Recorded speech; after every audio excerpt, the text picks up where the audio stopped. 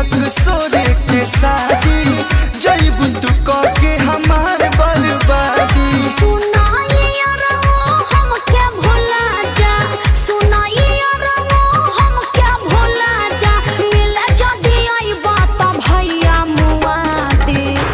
बात के समझा 13 के तिलक 16 के शादी जइबू तू कह के हमार बर्बादी।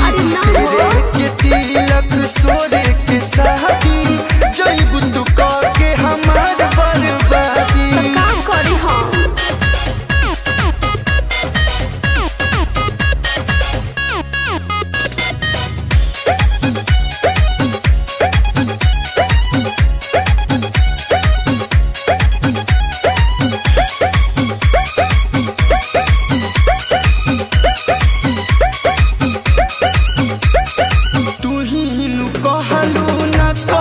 छोड़बू तू हमारा नौआ के चुनरी ओढ़बू। अरे हाँ हो कहले त रही लेकिन का करे सोना तू ही नु कहलू ना कब छोड़बू तू हमारा नौआ के चुनरी ओढ़बू।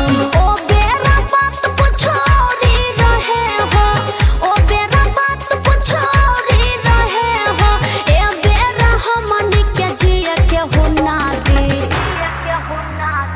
13 के तिलक 16 के शादी जइबू तू कह के हमार बर्बादी।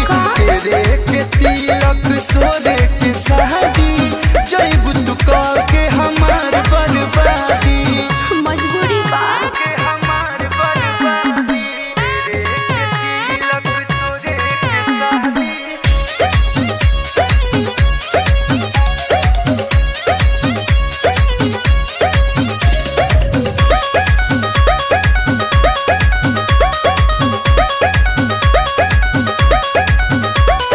श्याम देहाती के भाग जागल जे तोहरा से शादी बलागल।